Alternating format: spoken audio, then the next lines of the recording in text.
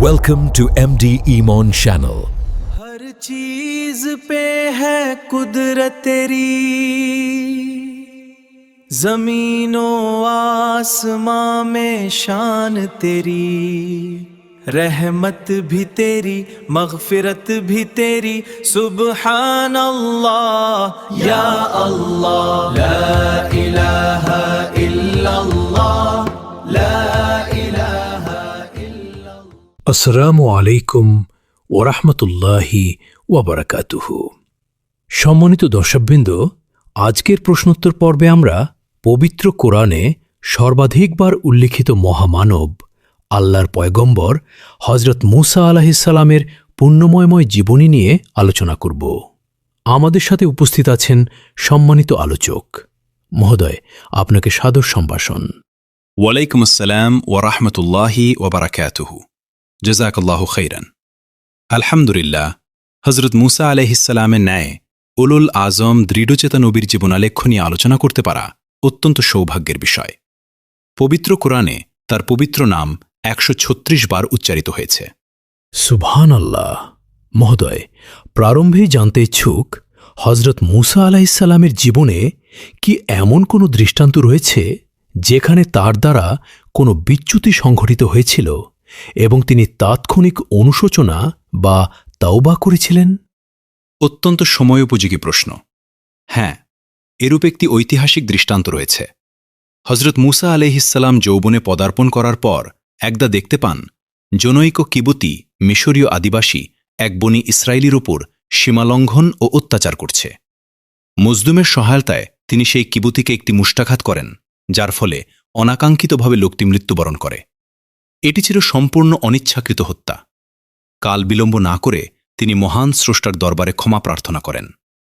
সূরা আল কাসাসের ১৬ নম্বর আয়াতে মহান আল্লাহ ইরশাদ করেন, সে বলল, হে আমার পালনকর্তা, নিশ্চয়ই আমি নিজের প্রতি জুলুম করেছি, সুতরাং আপনি আমাকে ক্ষমা করুন। অতঃপর আল্লাহ তাকে ক্ষমা করলেন। এই অনুপম দৃষ্টান্ত থেকে আমরা শিক্ষা লাভ করি যে মানুষের দ্বারা স্খলন হওয়া মাত্রই কালক্ষেপণ না করে স্রষ্টার কাছে তাওবা করা বিধে। তিনি পরম ক্ষমাশীল ও তাওবা কবুলকারী। সুবহানাল্লাহ। অতঃপর হজরত মুসা আলাইহিসসালাম কোন গন্তব্যে উপনীত হলেন? এই অনাকাঙ্ক্ষিত ঘটনার পর তিনি মিশর ত্যাগ করে মাদিয়ান অভিমুখে হিজরত করেন। সেখানে তিনি বয়োজ্যেষ্ঠ নবী হজরত শুয়াইব আলাইহিসসালামের সাক্ষাৎ লাভ করেন। শুয়াইব আলাইহিসসালামের ২ কন্যা ছিলেন। হজরত মুসা আলাইহিসসালাম অত্যন্ত নিঃস্বার্থভাবে তাদের পশুপালকে পানি পান করাতে সহায়তা করেন। পরবর্তীতে সেই কন্যাদ্বয়ের একজন স্বীয় পিতার নিকট মুসা আলাইহিসসালামের গুণাবলী বর্ণনা করেন। সূরা আল কাসাসের ২৬ নম্বর আয়াতে আল্লাহ তাআলা ইরশাদ করেন, নারীদ্বয়ের একজন বলল, হে আমার পিতা, আপনি একে মজুর হিসেবে নিযুক্ত করুন। নিশ্চয়ই আপনার কর্মীরূপে উত্তম সেই ব্যক্তি যে বলবান ও বিশ্বস্ত। এই আয়াতিকা থেকে আমরা কর্মক্ষেত্রে নিয়োগের ২টি মৌলিক মানদণ্ড সম্পর্কে অবগত হই। প্রথমত, কাউইয়ুন বা শারীরিক ও মানসিক শক্তিমত্তা। দ্বিতীয়ত, আমিন বা আমানতদারিতা ও বিশ্বস্ততা। মাশাআল্লাহ। আল্লাহ সুবহানাহু ওয়া তাআলা তাকে কি সুমহান দায়িত্বে অভিষিক্ত করেছিলেন? মাদিয়ানে সুদীর্ঘ ১ দশক অতিবাহিত করার পর সপরিবারে মিশর প্রত্যাবর্তনের পথে তুর পর্বতের সন্নিকটে মহান আল্লাহ তার সাথে সরাসরি বাক্যালাপ করেন। এ কারণেই তাকে কালিমুল্লাহ বা আল্লাহর সাথে কথোপকথনকারী উপাধিতে ভূষিত করা হয়। আল্লাহ তাকে নবুয়াতের মর্যাদায় সিক্ত করেন এবং এক যুগান্তকারী মিশন অর্পণ করেন। সূরা তোয়াহা এর ২৪ নম্বর আয়াতে নির্দেশ দেওয়া হয়, তুমি ফিরাউনের নিকট যাও, নিশ্চয়ই সে সীমালঙ্ঘন করেছে। তৎকালীন বিশ্বে ফিরাউন ছিল সবচেয়ে প্রতাপশালী স্বৈরাচারী শাসক, যে নিজেকে সর্বোচ্চ রব হিসেবে দাবি করত। এই চরম অহংকারী ও জালিমের কাছে তাওহীদের দাওয়াত পৌঁছানোর জন্যই আল্লাহ তাকে প্রেরণ করেন। মহোদয়, এত বিশাল ও ভয়ঙ্কর দায়িত্ব প্রাপ্ত হয়ে তিনি কি শঙ্কিত হননি? মানবীয় প্রকৃতি অনুযায়ী তার মাঝে কিঞ্চিত শঙ্কা জাগ্রত হওয়া অস্বাভাবিক ছিল না। কেননা ফিরাউনের নিষ্ঠুরতা ও ক্ষমতার দম্ভ তার সম্যক জানা ছিল। অধিকন্তু তার বাকশক্তিতে সামান্য জড়তা ছিল। ফলশ্রুতিতে তিনি মহান প্রভুর দরবারে একজন সুযোগ্য সহায়তাকারীর আবেদন করেন। সূরা আল কাসাসের ৩৪ নম্বর আয়াতে বর্ণিত হয়েছে, আর আমার ভ্রাতা হারুন সে আমার অপেক্ষা অধিকতর বাগ্যী, সুতরাং তাকে আমার সাথে সাহায্যকারী রূপে প্রেরণ করুন, সে আমাকে সত্য বলে সমর্থন করবে। আল্লাহ রাব্বুল আলামিন তার এই শেকাতর প্রার্থনা কবুল করেন এবং হজরত হারুন আলাইহিসসালামকেও নবুয়াত প্রদানপূর্বক তার সহযোগী হিসেবে প্রেরণ করেন। এই ঘটনা দ্ব্যর্থহীনভাবে প্রমাণ করে যে দ্বীনের বিশাল খেদমতে টিম ওয়ার্ক বা সম্মিলিত প্রচেষ্টা কতটা অপরিহার্য। একক প্রচেষ্টার চেয়ে পারস্পরিক সহযোগিতায় যে কোনো মিশন অধিকতর ফলপ্রসূ হয়। সুবহানাল্লাহ! মহোদয়, হজরত মুসা আলাইহিসসালাম এবং হজরত খিজির আলাইহিসসালামের বহু চর্চিত জ্ঞানান্বেষণের ঘটনাটি সম্পর্কে আলোকপাত করবেন কি? পবিত্র কোরআনে বিধৃত সর্বাধিক মনস্তাত্ত্বিক ও শিক্ষণীয় আখ্যানগুলোর মধ্যে এটি অন্যতম। হজরত মুসা আলাইহিসসালাম ছিলেন সমসাময়িক কালের সর্বশ্রেষ্ঠ জ্ঞানী ও নবী, কিন্তু মহান আল্লাহ তাঁকে অবগত করেন যে তার এমন এক বান্দা রয়েছেন যাকে তিনি এলমে লাদুন্নি বা বিশেষ ঐশী জ্ঞান দান করেছেন। মুসা আলাইহিসসালাম সেই প্রজ্ঞাবান ব্যক্তির সান্নিধ্যে গিয়ে জ্ঞান আহরণের তীব্র আকাঙ্ক্ষা পোষণ করেন। তিনি হজরত খিজির আলাইহিসসালামের সকাশে উপনীত হন। সূরা আল কাহাফের ৬৬ নম্বর আয়াতে সেই ঐতিহাসিক সংলাপ উদ্ধৃত হয়েছে। মুসা তাঁকে বললেন, সত্যপথের যে জ্ঞান আপনাকে শিক্ষা দেওয়া হয়েছে তা থেকে আমাকে শিক্ষা দেবেন, এই শর্তে আমি কি আপনার অনুসরণ করতে পারি? সুবহানাল্লাহ! লক্ষ্য করুন, উলুল আয়জম নবী হওয়া সত্ত্বেও ইলম বা জ্ঞান অন্বেষণে তার বিনয়ের মাত্রা কত বিশাল।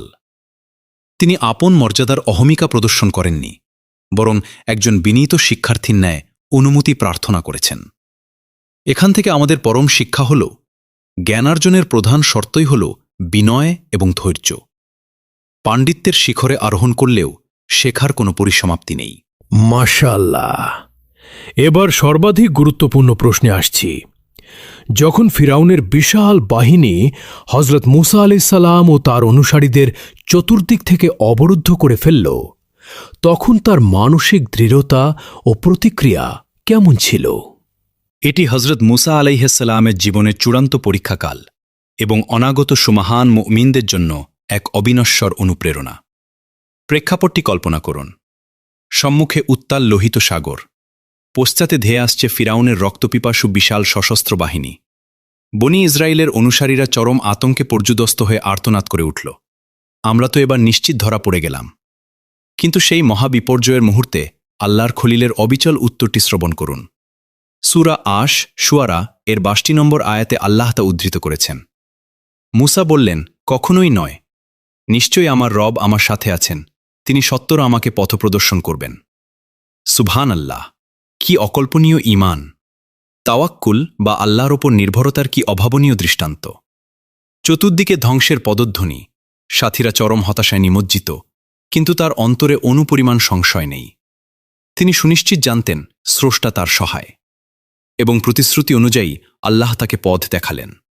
উত্তাল সাগরের বুক চিরে শুষ্ক রাজপথ তৈরি হল, বনি ইসরায়েল নিরাপদে পার হল, আর অহংকারী ফিরাউন তার সদলবলে সলিল সমাধি বরণ করল। সুবহানাল্লাহ! মহোদয়, এই যুগান্তকারী ঘটনা প্রবাহ থেকে আমাদের প্রাত্যহিক জীবনের জন্য মূল নির্যাস বা শিক্ষা কি হতে পারে? মুসা আলাইহিসসালামের জীবনী থেকে আমরা অনেক গুরুত্বপূর্ণ শিক্ষা পাই। প্রথমত, ভুল হলে সাথে সাথে তাওবা করতে হয়, আল্লাহ ক্ষমাশীল। দ্বিতীয়ত, কাজের জন্য শক্তি এবং আমানতদারিতা দুটোই প্রয়োজন। তৃতীয়ত, যত কঠিন কাজই হোক আল্লাহর উপর ভরসা রাখতে হবে। চতুর্থত, দ্বীনের কাজে একা নানা করে টিম ওয়ার্ক করা উচিত। পঞ্চমত, ইলম অর্জনের জন্য বিনয়ী হতে হয়। যত বড় আলেমই হোক, শেখা শেষ নেই। সবচেয়ে বড় শিক্ষা হল, বিপদে কখনো হতাশ হওয়া যাবে না। আল্লাহ সবসময় মুমিনদের সাথে আছেন, তিনি অবশ্যই পথ দেখাবেন। সূরা আশ শুআরার ৬২ নম্বর আয়াতটি আমাদের সবার মুখস্থ রাখা উচিত। যখনই বিপদে পড়বেন বলবেন, ইন্না মাইয়া রব্বি সাইয়াহাদিন, নিশ্চয়ই আমার রব আমার সাথে আছেন, তিনি আমাকে পথ দেখাবেন। জাযাকাল্লাহু খাইরান মহোদয়, আপনার এই মননশীল ও পাণ্ডিত্যপূর্ণ বিশ্লেষণের জন্য আন্তরিক কৃতজ্ঞতা। পরিশেষে দর্শকদের উদ্দেশ্যে যদি কিছু বলতেন। প্রিয় সুধীমণ্ডলী, হজরত মুসা আলাহিসাল্লামের জীবন আমাদের এই ধ্রুব সত্যি স্মরণ করিয়ে দেয় যে পার্থিব জীবনে পরীক্ষা ও বিপত্তি অবধারিত, কিন্তু যিনি রব্বুল আলামিনের ওপর পূর্ণ আস্থা স্থাপন করেন ঐশী সাহায্য তার জন্য সুনিশ্চিত। যুগে যুগে ফিরাউনের ন্যায় অহংকারী জালিমদের পতন অনিবার্য এবং মুমিনদের বিজয় সুনিশ্চিত। আল্লাহ সুবহানাহু ওয়া তাআলা আমাদের সকলকে হজরত মুসা আলাইহিসসালামের ন্যায় সুদৃঢ় ঈমান ও তাওয়াক্কুল নসিব করুন। আমিন। আমিন। বিশ্বজগতের প্রভু। প্রিয় দর্শকবৃন্দ, আজকের এই মূল্যবান আলোচনা থেকে আমরা অত্যন্ত উপকৃত হয়েছি। আমরা আল্লাহর কাছে প্রার্থনা করি তিনি যেন আমাদের জীবনে এই শিক্ষাগুলো প্রয়োগ করার ক্ষেত্রে সাফল্য দান করেন। আপনাদের উপর আল্লাহর শান্তি, করুণা ও বরকত বর্ষিত হোক। कोई ना हद ना सरहद, दुनिया में भी रहमत आखिरत में भी रहमत, तूने लिखा अपने ऊपर रहमत या रब।